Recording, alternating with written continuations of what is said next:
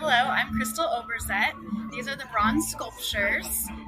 We put no face, they represent one people, not just one person. So we're Hopi Indian. We've been doing this for 39 years. I'll have a lot of texture on them to represent the wool dresses that are worn. We start off in the gourd shape. The gourd is the most used utensil still today for cooking, pottery, tools. Some are kneeling down for grinding corn, making piki bread. Lots of different representation for the Hopi people. We put no face because they represent one people, not just one person. So how did you first become interested specifically in sculpture? It's in kind of in sculpture. My grandfather was a kachina carver, so my mom would watch, and still today the women are not allowed to do the carvings. So my mom came up with the bronze sculptures, and she actually started in clay, and she's been doing them for 39 years. And I just started about a year ago, and I've been practicing for years, but finally getting one started, getting one finished. How do you guys approach the creative process when you're designing a new piece? Actually, we just let the hands flow. We don't sketch anything out. We just let the clay tell us what it wants to do, and we just follow our hands and follow the clay. What kind of emotions or themes are you trying to convey in your sculptures? We like to teach people about the Hopi culture. So each piece has a specific story and a meaning, and it's something that we want to teach the public about the Hopi. So talk a little bit about your preferred medium and why you find that to be the most effective to work in. Well, bronze, it's very hard to work in, but it's something that will last thousands and thousands of years.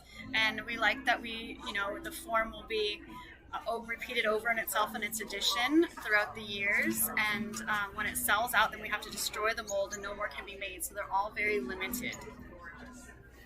So what sets your sculptures apart from other artists in a similar field? Well, I don't know anybody else that really does the Hopi maidens. With kachinas, only the men are allowed to carve. So my mom kind of came up with the female version, which is called the Hopi maidens. And so we just stick to the form of the women, and we do mostly the gourd shape. The gourd is the most used utensil still today for cooking, pottery, tools. So that's why we use that gourd shape for the Hopi maidens, and it's very original. So when you see one of ours, you can recognize it right away. It's unlike any others out there. So it's very recognizable. How has your artistic style evolved over time as you've been doing this?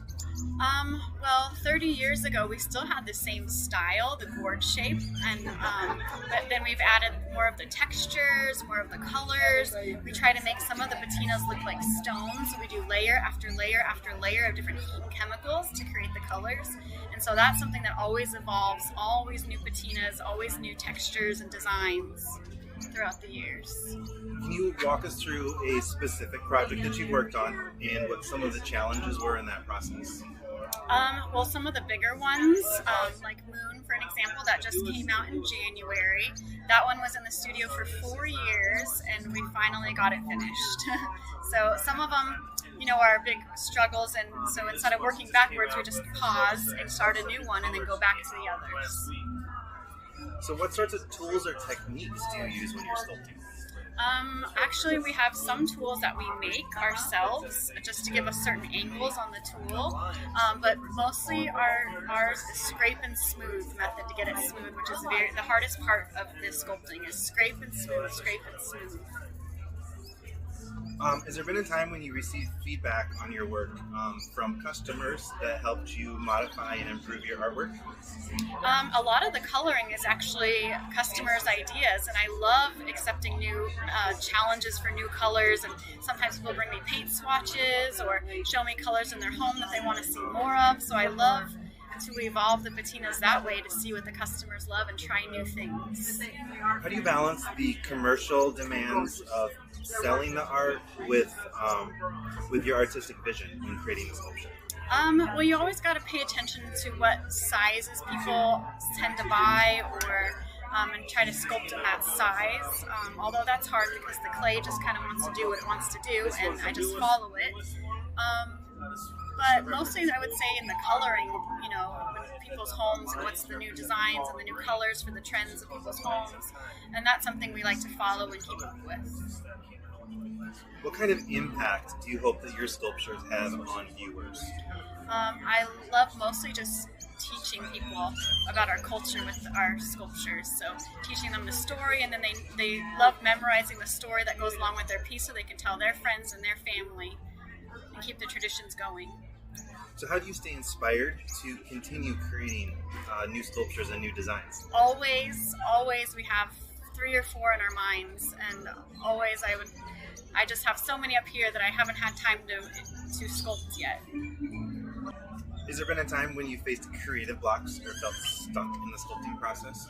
Absolutely, always, especially, sometimes when you're not really feeling it, you tend to go backwards. So you need to pause when you are not feeling it and go do something inspiring or go do something you love to take a break. Because sometimes mentally, just like any job, it gets bogged down and you need to take a break and a breather and then come back with a fresh start. So that way you don't go backwards. Have any changes in technology influenced the sculpture process since you started? I wish, but bronze has been done the same way as it was in the Roman times, so it's a very struggle process, very time consuming. Each one, whether it be a little one or a big one, is 3 to 4 months in the casting process, so just patience in bronze. What advice would you give to somebody who's interested in getting started with sculpture but has no idea where to start? A lot of patience, and there's no fast way. It's just a lot of practice and a lot of patience.